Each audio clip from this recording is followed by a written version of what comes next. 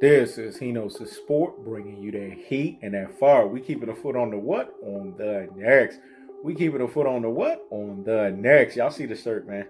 Mamba for life. Let me say it again. Y'all see the shirt? Mamba for life. They also hear me?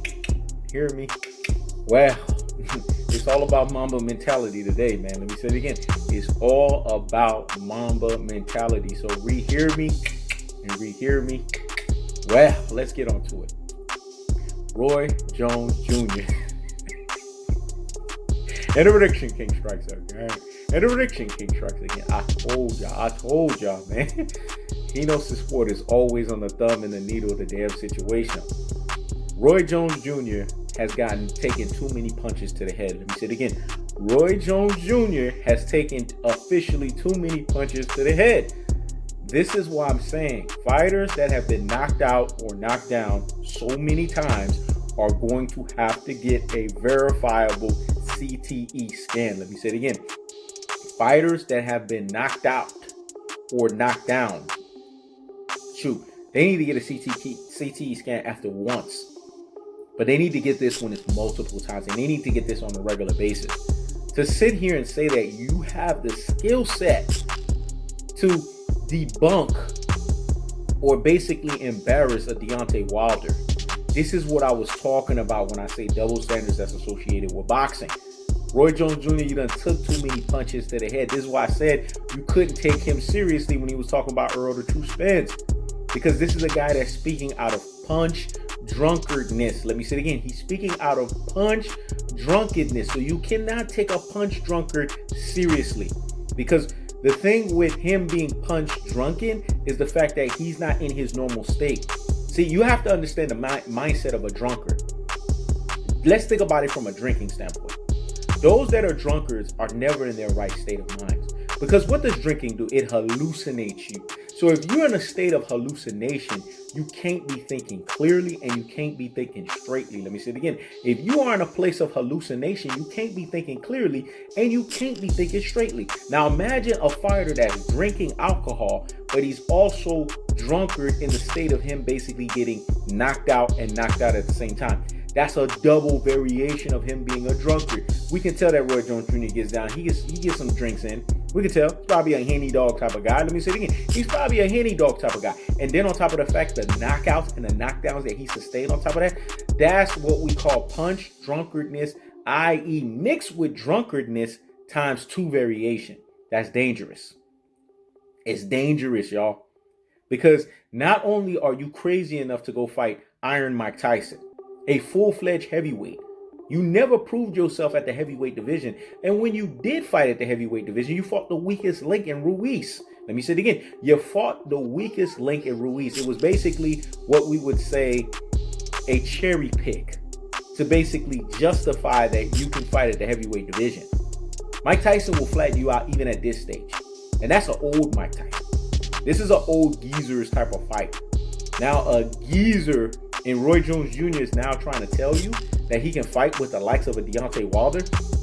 I told you guys, man, boxers, trainers, promoters, all alike. They can be classic Dutch and troglodytes. They can be Ruby Poo and Plum Plum Brace. They can be ultra fanboys with the ultra fanboy rhetoric. Roy Jones, you need to reside in reality world.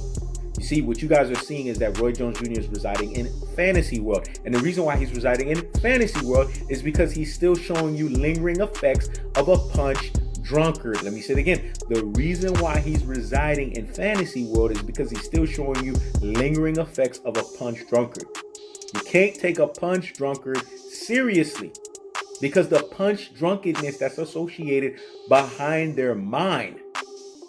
Go look at the CTE scans of fighters that have taken sustainable damage from fights after fights after fights. They are not right, man. This is equivalent with the concussion protocols of football players. They're not right. They have mental diagnoses that they're dealing with. This is what Roy Jones Jr. is talking about when he's telling you that one of the best 3 heavyweights in the game right now, in Deontay Wilder, Bomb Squad. Let me say it again. Deontay Wilder, Bomb Squad, is a guy that he can emphatically beat. Even in your prime, Roy Jones Jr., you can't see Deontay Wilder because in boxing, there's a cardinal rule of there's weight classes for a reason. Roy Jones Jr. has never proven himself as a heavyweight. Yes, he has the athleticism. Yes, he has the explosion, but he has this shit for the middleweight division and the light heavyweight division. This has nothing to do with the heavyweight division. The heavyweight division is a whole nother animal. Anybody could knock anybody out on any given day. Let me say it again. Anybody could knock anybody out on any given day. As a matter of fact, anybody could knock out anybody like the movie Any Given Sunday. Because it's that dangerous at the heavyweight division. This is why when Andre Ward, in his cockamamie fashion, thought that he could try to go to the heavyweight division and do something, he sat there and stopped the presses and pumped the brakes on the nonsense. He sat down somewhere and what? He freaking hushed his damn self because he realized, hold up, this is Deontay Wilder. This is the Bronze Bomber. If I get hit by this guy and I've never fought at this weight class, I'm done. I'm literally done. All of this stuff of me preserving my faculties are completely done. Roy Jones Jr. is one more knockout away from being completely done mentally. He's suffering severe cases of punch drunkenness because all of the lies that he's told you about Earl the True Spence, and now him telling you in cockamamie fashion that he could go up and fight against the likes of a Deontay Wilder. In this assessment, all you have to be left to say is things that make you say, Things that make you say, And the prediction king strikes again. And the prediction king strikes again. I told y'all. Y'all can't take nothing that Roy Jones Jr. says seriously. This right here proves it emphatically. Because when you tell us that you can fight up against the top heavyweights in the damn division at this stage of your career, when you've been 10 plus years removed from boxing, and your last outing against Scott Sigmund that was done in front of your hometown base in Pensacola, it was lackluster at best. Now you're telling us you can fight one of the top dogs at the heavyweight division? Listen, Roy Jones Jr., it's really simple. Go get your CTE scan checked. Get your brain checked real quick so that we can know what you're really suffering from. Because at this point, it's really worse than punch drunkenness right now. We really need to know what's going on with Roy Jones Jr. because I do believe there's underlying issues that's associated with him. Let me say it again. I do believe that there's underlying issues that's associated with him because Deontay Wilder just needs to hit you one time. He just needs to be perfect one time through his iteration of his fight with you. And once he drops you, that's it. Man down, but we don't know if man's going to get back up. Let me say it again. Man down, but we do not know if man's going to get back up. Things that make you say, See, when he knows the sport is on the thumb and the needle of a damn situation and deduces somebody for what they are, start believing he knows the sport. It's like the Maya Angelou terminology. When someone shows you who they are the first time, believe them. Let me say it again. When someone shows you who they are the first time, believe them. And what do we believe in this assessment? Roy Jones Jr. is a punch drunkard that's suffering from punch drunkenness. So you can't take anything that he's saying seriously.